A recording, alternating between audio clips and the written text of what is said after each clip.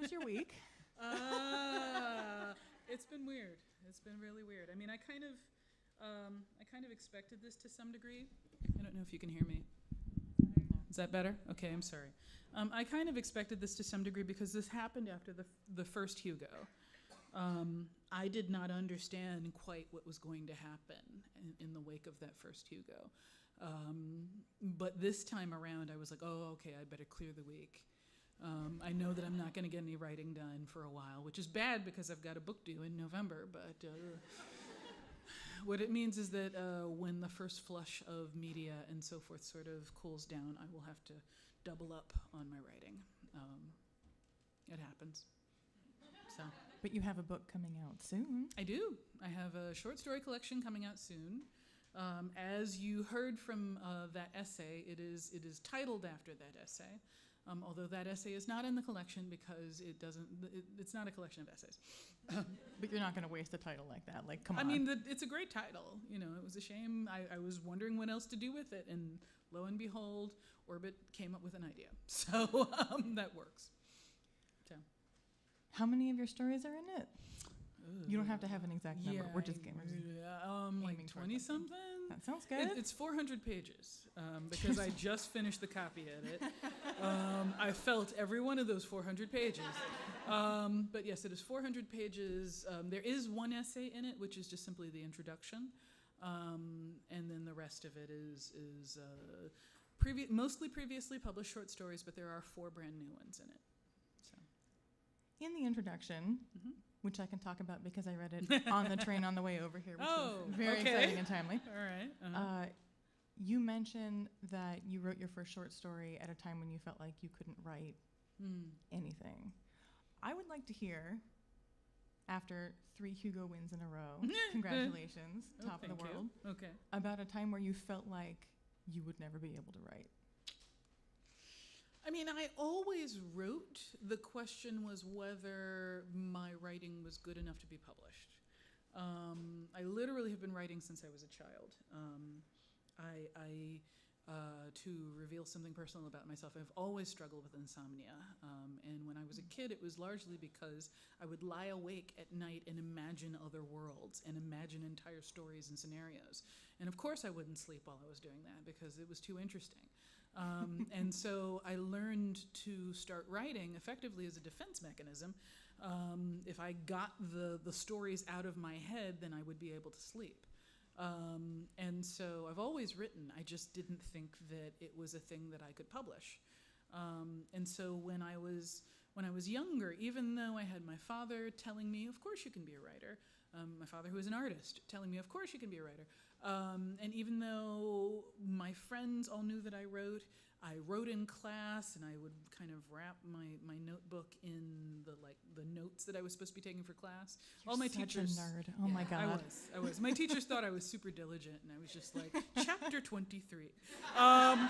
Anyway, but so even though people told me that I could write, I had read science fiction all my life, and I'd already absorbed the idea that science fiction was straight white dudes from middle America stalwartly going forth with their phallic objects to stalwartly reenact colonialism in foreign worlds, because that's really what it was.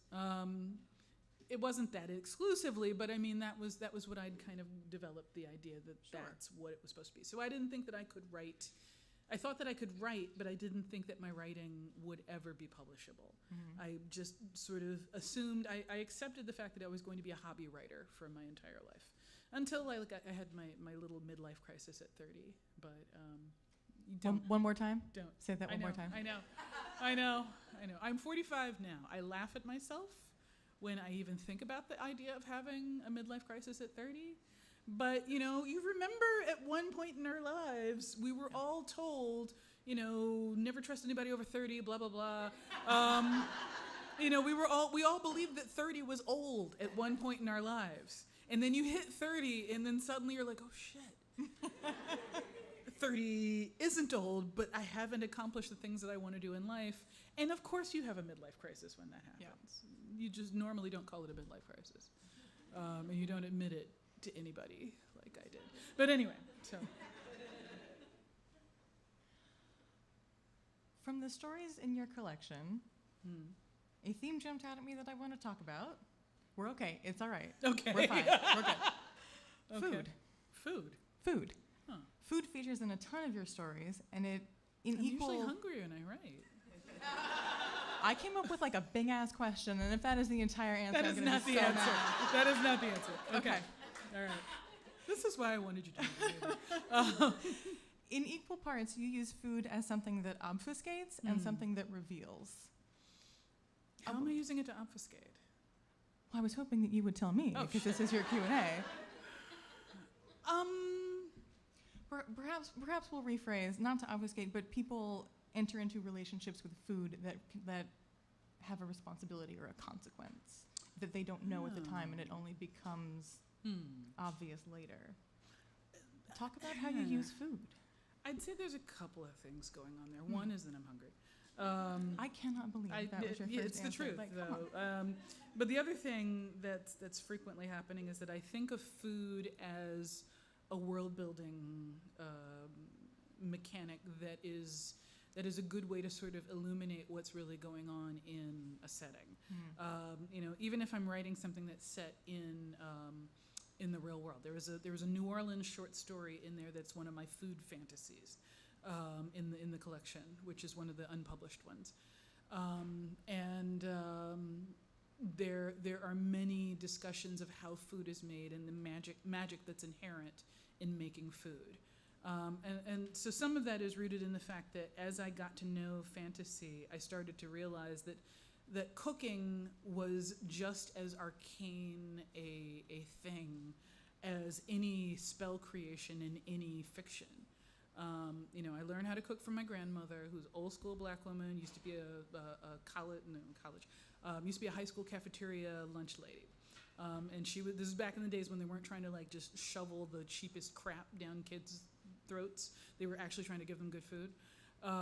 And so, she was just a no-nonsense. You need to get this done. You need to cut this quickly. You need to put this stuff in the oil. You can't jump back from the oil. You've got to be brave enough to confront the food and make the food do what you want it to do. But you also have to listen to the subtleties of the food. You need to taste the ingredients and figure out, this strawberry is not as sweet as strawberries usually are, therefore I'm going to have to add more sugar, blah, blah, blah, blah, blah. And so the arcanity of cooking is a thing that's always fascinated me in real life. And so some of that is me trying to import that sense of magic into fiction. But then some of it is also the fact that if you're talking about cooking techniques, you're talking about culture. And so when you're trying to do world building in a setting that's maybe a secondary world setting, it's meaningful to let the audience know, for example, that your protagonist likes roasted bananas, even if you make up a different word for the banana. But Yena's favorite dish is roasted bananas, which immediately kind of sets a tropical, rainforest-based society vibe in her, because in our world, people who eat roasted bananas tend to come from hot, wet places where bananas are easy to grow. So that's one of the things that I'm doing, is that it's partly a mechanic, a world building thing, and it's partly just me enjoying that aspect of cooking, if that makes sense. I don't know if that obfuscates and illuminates. If you're gonna make fun the of answer, I'm not making fun of you. I'm just saying. I will leave. It's like you went much deeper than I was expecting with that, but okay. Okay. Tell me about a terrible meal that you've had that's part of your personal world building for yourself. You can also go with an amazing one, but everyone has that one meal where halfway through it you're like, if I survive this meal, I'm turning it into an anecdote because it's that bad. You've never had one of those? Oh God, I'm just trying to figure out one that I can talk about without calling people out. You can do a nice one. We can keep it super nice this whole time. All right, we'll go with a good meal. Okay. And the magic of a good meal. And this is actually, I got taken out on a date once to the James Beard Society. Some of you have probably had a chance. Yeah, he didn't last, but like I want to join the society. Anyway, so I got taken out on a date once to the James Beard Society, and for those of you that have not done it, James Beard Society, James Beard's house is a museum to the history of American cooking, and James Beard and Julia Child and one other person, I forget his name, were all the people who kind of created a cuisine for America at a time when people were eating like mac and cheese and drinking Tang and calling that food. Kraft mac and cheese. That answers my question about worst meal. Yeah, Keep going. yeah.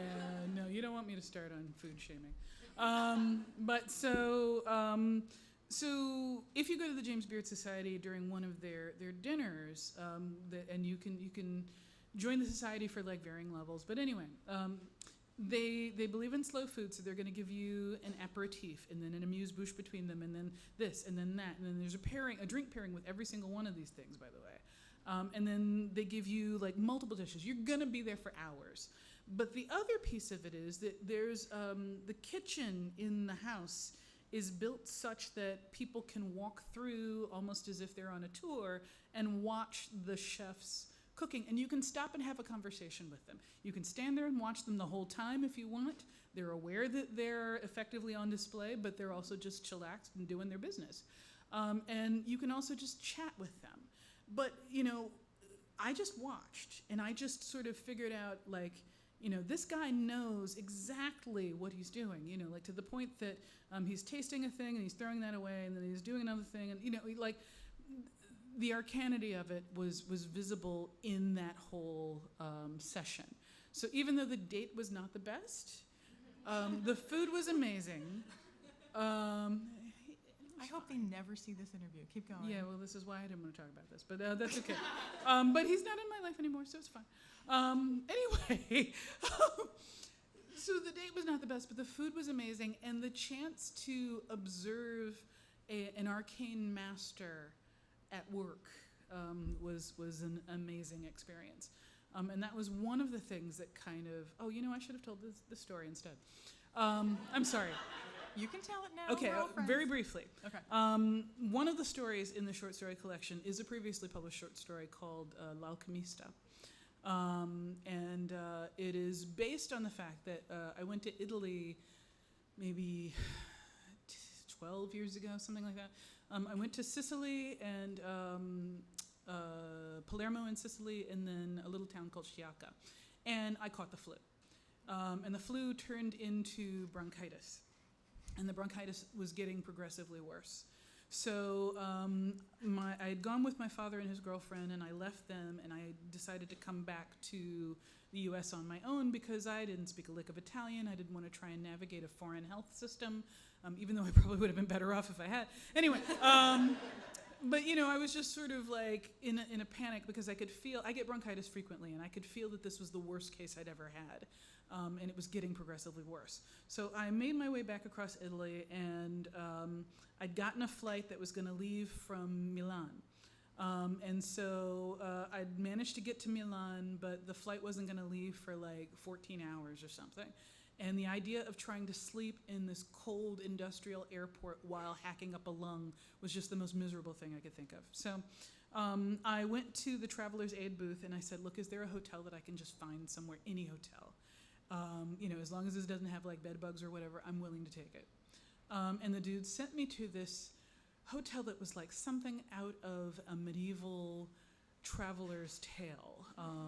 It really kind of felt like I had walked into, I don't know, something where I should have seen knights and all kinds of various medieval people running around doing medieval things. I don't even know what that means. But anyway, so I walked in, and there was a group of people sitting in the common room. There was a common room in this inn downstairs, and a guy was telling a story. And I could tell that he was telling a story, even though I didn't speak a lick of Italian. But I could tell that he was telling a story, and I just watched him, and I was riveted because his body language was all into it. Verbal storytellers are some of the most amazing things to watch. And it was a great hotel, actually. So I stayed there for the night. And then in the morning, I got up before dawn to go catch my flight back. And I'm sitting there at this little table waiting for the pickup. I'm hacking out a lung, and I'm miserable, and I'm like, just sort of generally sitting there and radiating pathos. And the proprietor of the inn just starts shoveling like pastries in front of me. And I'm like, trying to basically express in my shitty Italian, which for reasons that I don't fully understand, I kept lapsing into Japanese. I'm trying to express in my shitty Italian to this woman, why are you doing this? And also, thank you. And she just was like, she didn't bother to try and speak back at me, but she was just like, And like she was literally just sort of like grunting and handing me pastry. And it was fantastic pastry. And then I had to write about her. And so L'Alchemista is a story about this woman who I could not speak to, who just basically tried to cure me with pastry. And it worked. It made me feel better. This is the thing. When I'm sitting here and I'm so miserable and I'm lonely because I've left my father behind, I'm in a country I don't understand, it's snowing for the first time in years in Milan, I'm cold as fuck, and this woman is literally like, and I eat this pastry and I feel better. I felt better. And so I'm just like, I felt like she was willing healing energy into the pastry. And then I had to write a story about, this woman knows the magic of pastry, and she's going to give it to this silly American who's come here and gotten sick in our country. And maybe she can take it back to her country with its shitty health system, and we'll see how they do. Anyway. That was almost such a nice story. And then, right at the end, you had to come home to the health system, and it just went down. Yeah, I had walking pneumonia, and I had to get 2 kinds of antibiotics. Anyway, so... Yes, but it was a good story up to that point. Great, thanks. So, yeah. So that's all accidental research. That's life as research. Yes. Let's talk about research holes that you fall into on purpose. Oh, God. Well, I love research, and I will fall into those holes forever if I am not careful. So I talked in other interviews, but I'll repeat it here, about the Broken Earth research that I did, which was that I flew to Hawaii and visited 4 volcanoes in 4 days, which is not really a great idea because it's a 12-hour flight to Hawaii from here. And when you land, you're going to be a little messed up. And so then I decided to hike across an old lava lake, which was still hot. Sure.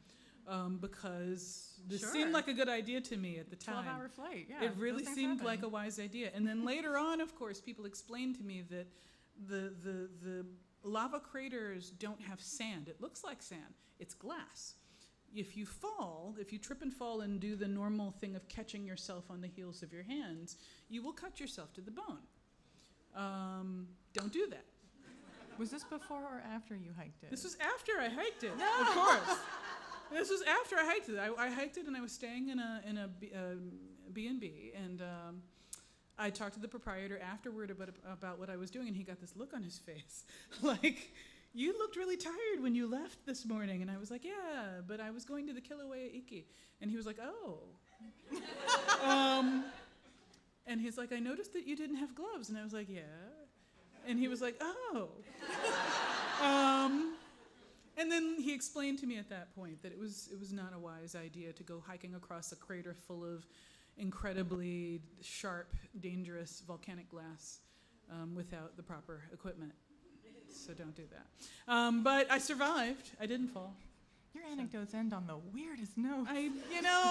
But the happy ending is the part. I survived. I'm alive. My hands are okay.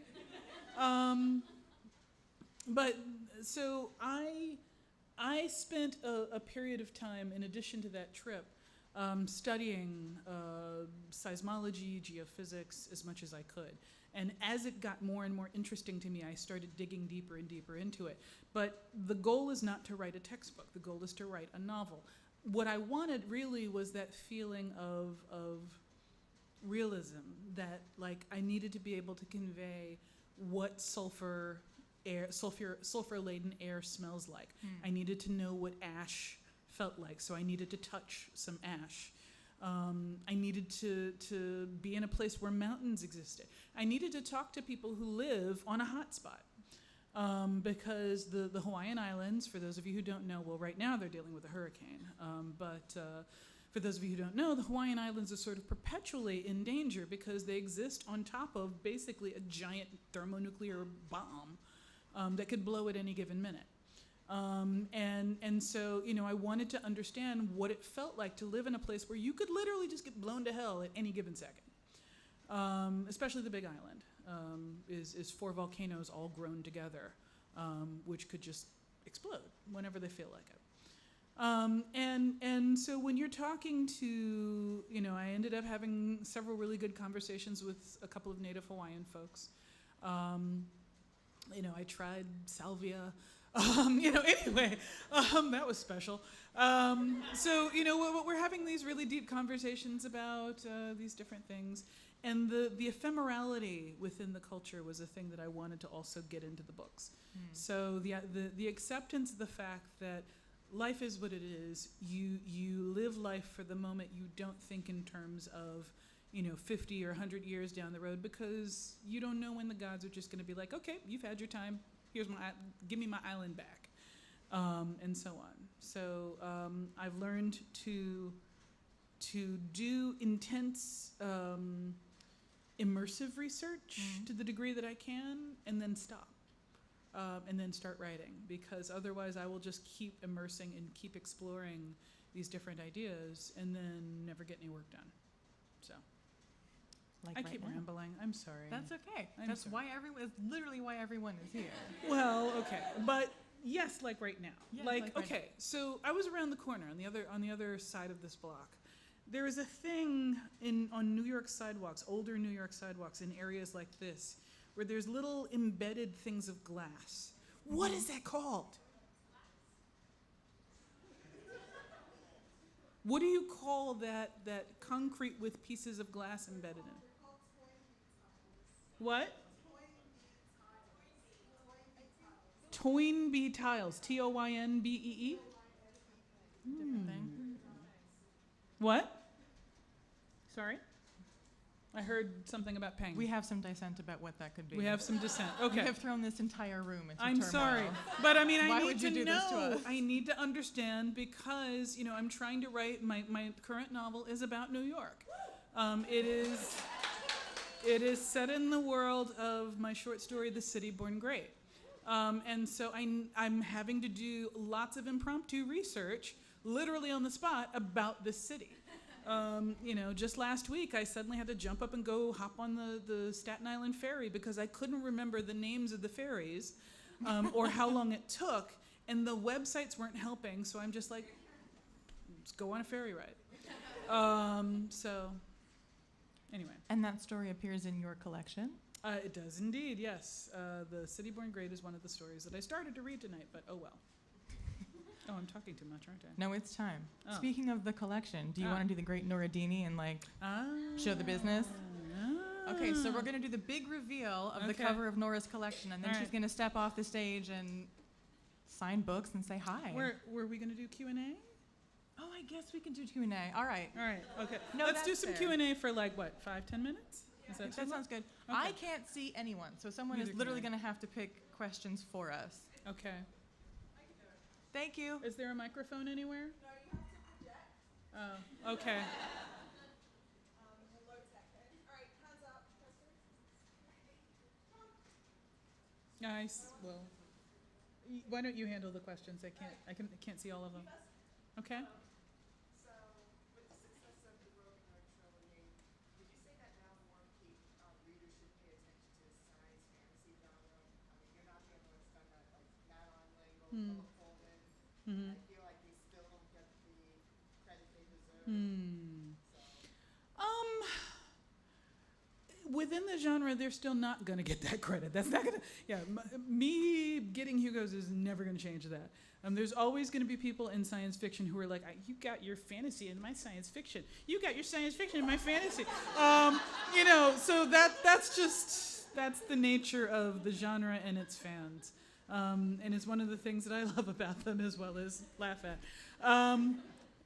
I can be like that sometimes. I'm like, you insufficiently blended your science fiction and fantasy.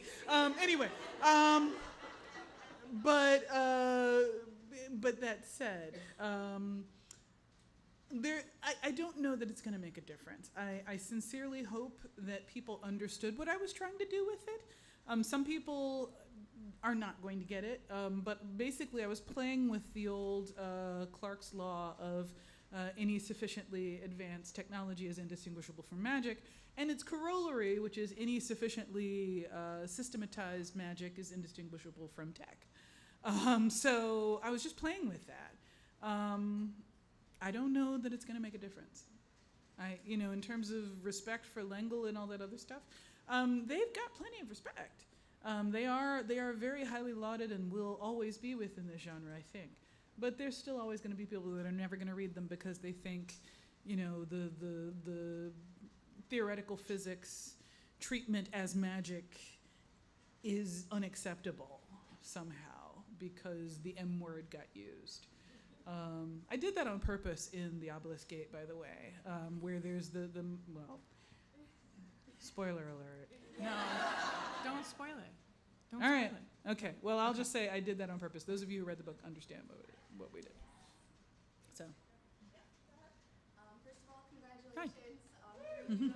Thank you. Thank you. I wanted to ask you about your tattoo because I saw it and I just love it. So. Well, thank you. This is for those of you that read the Dreamblood books. This is this is Nigiri's Blue Lotus. The gatherers each have a stylized tattoo that identifies them because they go around in hoods most of the time. But they are identified by their sleeveless, by the tattoos that appear on their shoulders. And so I got this one to commemorate getting published, basically, to commemorate having a writing career. And I meant to get one for this shoulder to commemorate the first Hugo, but of course it's like 3 years later, and now I'm like, shit, I don't want to do like tattoos everywhere. But I do still want to get one on this shoulder as well, and I can't decide between Ehiru's Black Rose, or oh my God, I've forgotten his name. Manitin's. No, I've forgotten his name. Of one of my own characters. This is horrible. But he's known by the red poppy on his shoulder. So, anybody remember his name? Oh my God. No? This There's is a satin horrible. cape in it for you if you can tell Nora the name of her own character. No, the satin capes are spoken for. But anyway, so that's, I am on the lookout for a new tattoo artist who is good at working with black skin, and I had hoped to try and get a raised tattoo that would take advantage of the fact that I tend to keloid, but my tattoo artist actually dug extra deep with this one, and it didn't happen with this one. So for whatever reason, I don't keloid with tattoos, which is frustrating because I keloid every other time and when I want it to happen. But yeah, so that's what my tattoo is. Okay, we have one by the stairs. Hi. So years ago at New York Comic Con, I heard you describe the distinction between sci-fi and fantasy. But what you didn't talk about, and it's like one of those talks you do with like Daniel Jose Older and Mm-hmm. But what you didn't talk about there, what I'm interested in is the way that science fiction and fantasy blend into or have connected to the genre that we've sort of come into Afrofuturism. Like, what are the ways that these two very distinct, quote unquote, genres in literature have started to touch on this way that like black folks imagine themselves? That is not a short answer, though. There are books on this. You know this, right? Okay. We got how many minutes? All right. Okay. So the thing that fascinates me about Afrofuturism, well, first of all, I have to clarify. The reason I said there's books about this is because Afrofuturism is defined at the moment by academics, the people that study it. I am not an academic. I am a practitioner, I suppose. So, so my understanding of it is maybe not in keeping with the latest academic discussions thereof. But anyway, so the core of Afrofuturism is just sort of talking about the fact that your perspective enlightens your perception of the future, of mythology, of the past, the future, the present, everything.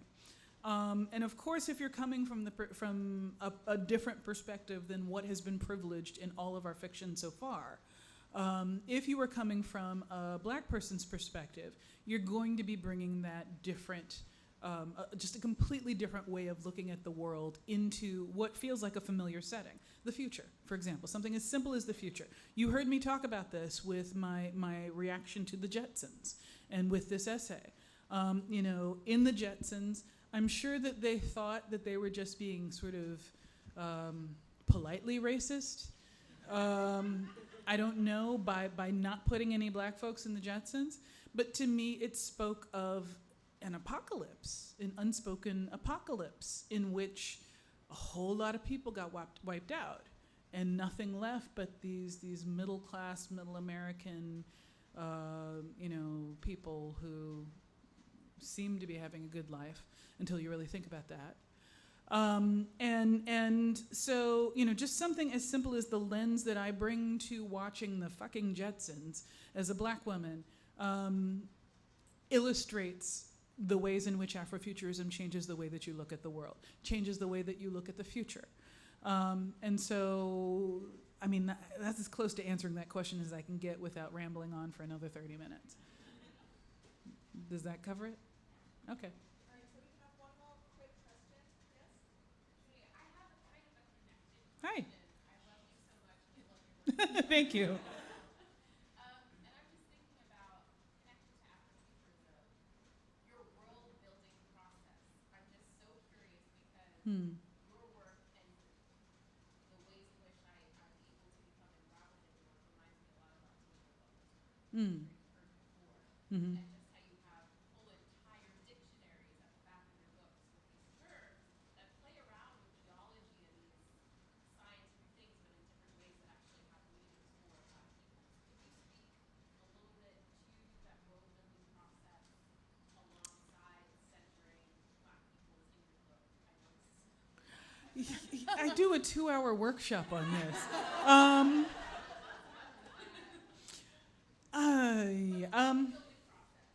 I do a 2-hour workshop on this. I literally do. Okay. The best thing that I can say here is that the tradition of having a world, a secondary world so complexly built that you have to have a dictionary at the end of it is a common fantasy staple. That is a thing that you see all over the place in fantasy. That's just normal. But the using scientific terms and turning those into like other concepts, I don't even know what to call that. I just like doing it. When I'm sorry? It's a thing I like doing. I just like fucking with people. I was studying seismology. Orogeny is the process of mountain formation. That is the scientific term for the process that causes mountains to be pushed up when two tectonic plates meet. That's orogeny. I had never heard the term before until I started studying, and I'm like, that sounds like magic. Bring! And that was like you're asking the process. That was the process. That is what goes on in my head. That was it, even with the sound effects. So, Thank you. That was amazing. Anyway, so. Yeah. All right. So Yeah. the time has come to be the great Nureddini, Oh, yes. magician from 1905, and reveal the cover.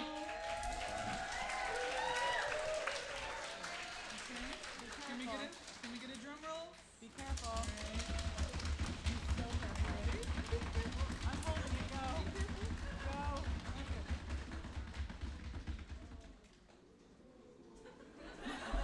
I'm in the way.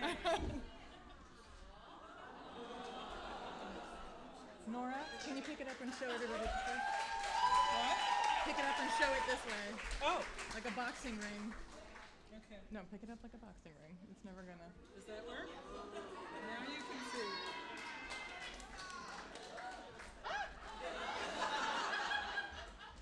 We tried. Okay. Okay. Yep, thank you. I don't know if everyone can see this by now or not, but the It's an instant replay of what just happened. It's 2018. They happen now. that's hilarious. Okay. Anyway, the artwork from this you probably recognize. It is from a photography studio called Creative Soul. Down in Atlanta, and they did a beautiful series that kind of came out last year of various black people with natural hair in period costume called Afro Art. So I've always loved their work. It's amazing work. They also have apparently a book coming out sometime later this year. So when we started talking about the concept for this, this was one of the things that I suggested, and the amazing folks in the art department at Orbit, Lauren Penapinto is here somewhere. There we go. Made this happen. So I'm glad. Thank you guys for putting this together. This is a beautiful, beautiful cover as usual, and I'm loving the hell out of this. So. And the book comes out. November 27th. Thank you. Thank you. Thank you. November 27th. In the meantime, Nora is going to proceed that yes. way, where she will sign books and say hi. Please Yes. buy drinks. Please celebrate. We are all super excited. Please about buy this. drinks, buy books. Yep. Donate to because- Housing Works. Yes, donate to Housing Works. Oh yes. The capes are for if you donate. Right. If you donate, I've already signed the capes. You will be able to get your own sparkly cape. It is not going to be quite as nice as this one. Granted, there is substantial difference in cost, but you will have your own sparkly cape to commemorate this night and your donation. So, and the folks at Housing Works will thank you. All right, thanks for coming. I will move back there. Thank you.